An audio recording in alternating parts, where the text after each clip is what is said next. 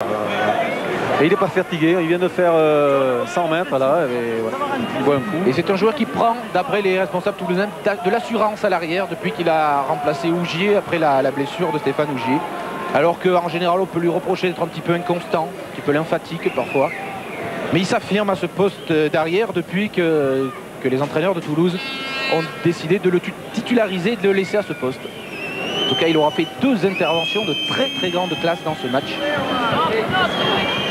Patrice Vacchino. Ouais, en troisième ligne, on va chercher des hommes frais, effectivement. Hein, il faut dynamiser au maximum un peu maintenant dans le pack de Grenoble. Alors attention à cette pénalité qui pourrait redonner l'avantage aux Toulousains.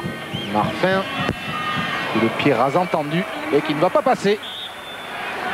Il ne passe pas, mais les Grenoblois sont de nouveau dans leur camp. C'est Chaffardon qui est blessé. Ouais, Chaffardon va sortir. Attention, parce que Chaffardon, c'est le capitaine de Grenoble. Enfin, je l'ai vu boiter, donc je pense que c'est lui qui va sortir. Oui, c'est Chaffardon. Alors là, c'est un coup dur pour Grenoble. Chaffardon remplacé par Vacchino. Il était sorti, je crois, l'an dernier en quart de finale, justement, contre Dax aussi. Dax avait failli revenir. Et il est très malchanceux, très souvent, il prend des coups, il est malheureux. C'est une épaule, un genou, il a eu beaucoup de blessures, et pourtant, c'est un type super costaud. Et l'an dernier, je me souviens qu'après ce quart de finale contre Dax, Michel Ringeval avait dit si Chaffardon n'était pas sorti, ça ne se serait pas passé comme ça. On se souvient, Dax était revenu très très près de Grenoble et avait failli se qualifier. Alors on va voir l'influence de la sortie de Chaffardon sur le rendement du pack grenoblois. Pack grenoblois qui a perdu son numéro 7 et qui a perdu son numéro 9 avec le vert sorti. Voici Chaffardon sur la cheville. Et il était déjà bien strappé, il devait avoir peut-être un petit peu mal.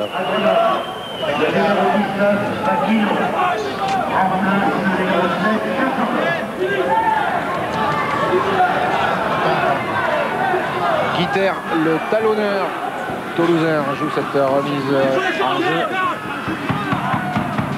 Sur les Grenoblois qui ont pris ce ballon. L'arbitre, il est près de l'action, M. Dumais. Il s'est excusé. Voilà, il s'est excusé, il leur donne une mêlée. Bénéfice Grenoble, ce qui est tout à fait logique. Et ce qui est, c'est fort dommage, c'est la première fois où il aurait pu lancer dans un côté fermé Kakala. Allez, une mêlée. Là, on regarde comment ça bouge un peu. Et oui, c'est Toulouse. C'est Toulouse. C'est Toulouse. Vas-y, il est très à le bout.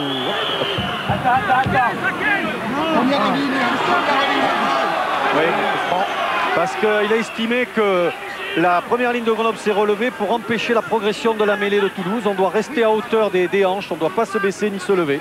C'est important, on rentre dans la deuxième partie de la deuxième mi-temps et sur cette mêlée, on a vu la poussée toulousaine pour la première fois. Bien vu, bien vu, bien vu. Il a vu le trou à la touche, elle va passer à 1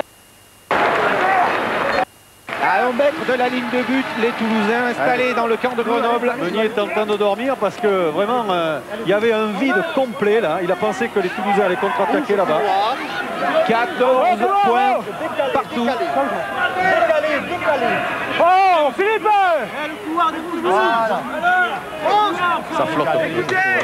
Ça flotte un peu là. Sortie de Chaffardon là. Sortie du Weber, sortie de Chaffardon. Un petit peu les 2 capitaines, je dirais, qui sont sortis. Oh, heureusement, merde, merci. Hein.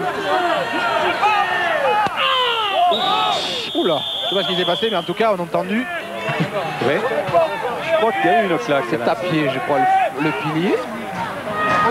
Oui, oui, c'est au sol. Oui, on voit là bien l'oreille en chou-fleur, mais c'est lui. Bon, alors, c'est une claque sur ta pied. C'est lui qui avait pris le ballon en plus, en position de relayeur. Il est dessous là. Ouh là là. Oh, difficile à voir. Oh, c'est peut-être aussi bien. Mais enfin, Mandic lui a vu qui c'est. Hein, oui, oui. Lui, il a vu. Oui. Voyons. Non, pas du tout, on peut pas. En tout cas, c'est une pénalité. Philippe Tapier. Olivier, premier sauteur. Hein? Olivier, ça on ne sait pas lequel c'est parce qu'il y en a 2. Premier Olivier, Merle au milieu. Merle au milieu. Voilà, donc premier sauteur. Dudu, tu reprends la mêlée. Tu reprends la mêlée, Dudu. Bien bas. C'est Fabrice Landreau qui parlait là. Ah, le voilà, Fabrice Landreau, qui a été grièvement blessé avec un arrachement des ligaments. Terrible. Et finalement, il va mieux prévu, il va plus vite que prévu. Il est là sur le bord de la touche, Ouais, comme un enfant là.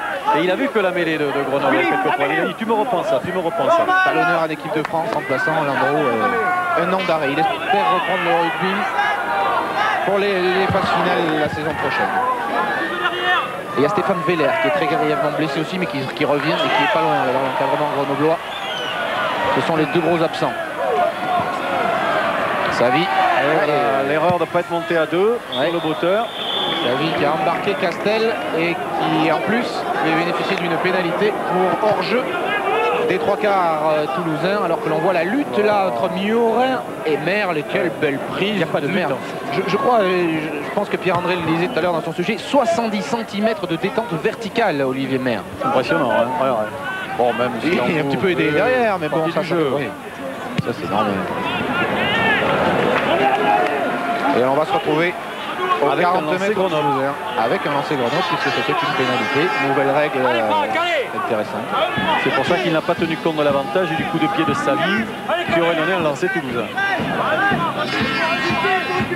Mais pour le moment, quand même, il continue à priver les Toulousains de balles en touche. Donc les Toulousains ne peuvent pas lancer de jeu en première main.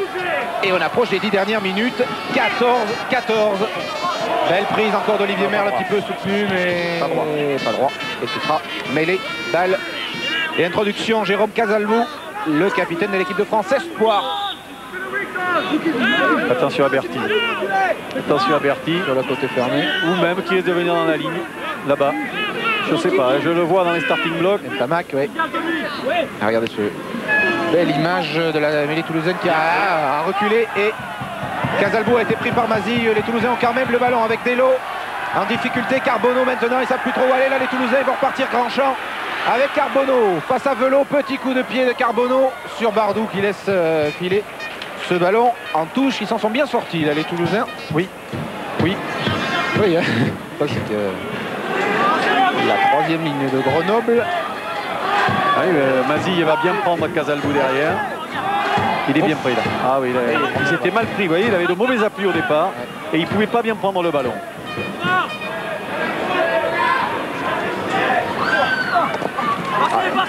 Nouveau ballon pour Grenoble, beaucoup plus dominateur qu'en début de match. Mazille ouvre sur Guaran. Les chandelles de Guaran. Ce ballon qui a rebondi. En touche. Ils n'ont pas trop la solution sur le jeu au pied, les Grenoblois. Ils ne savent pas où ils doivent taper. S'ils doivent taper loin sur un tamac, dans les angles. Mais le terrain est tellement bien couvert qu'ils se méfient de toute contre-attaque. Ils n'ont pas du tout non plus sollicité Taoufik Fenua au centre. C'est un peu dommage, c'est le seul qui peut aller relancer les avants. Delo, il tape pas Delo, il envoie sur Marfin qui lui va frapper dans le dos de Meunier. Long coup de pied de Michel Marfin qui va pas trouver la touche mais trouver l'ailier de Grenoble. Meunier sous la menace de Berti. Un bon coup de pied va ramener le jeu aux environs de ses 42 mètres. On est dans les 10 dernières minutes. Califano. 14 points à 14. 10 minutes pour faire la différence avant les prolongations. Belot, Kakala et Mazé en fond de touche. Olivier Merle, non. Il y avait Belot qui avait pris ce ballon en Effort, sorti. Mazille vers Guaran. Montée de Mazé et de Castel pour gêner l'ami d'ouverture de Grenoble. Pour une belle touche et nous revoici dans le camp toulousain.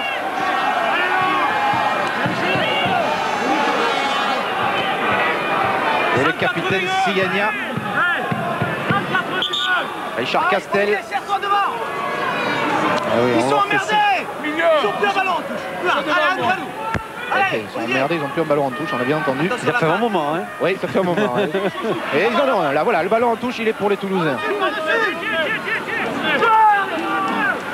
Oui, mais bousculé avec Gino qui faisait le ménage. Ils n'hésitent pas à aller jouer sur leur point fort. Hein. Ouais, ils y sont allés, ils vont chercher le petit côté, mais là, Casalbou a été accroché par Capdeville.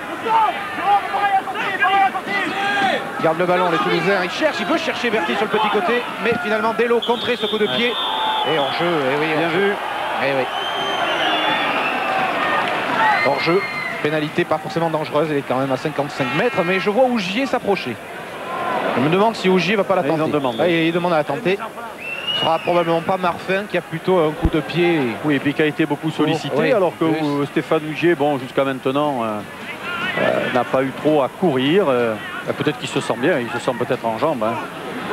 C'est d'une minute à l'autre, quelquefois on peut se sentir bien, avoir ça dans les jambes ou pas du tout. C'est très bizarre.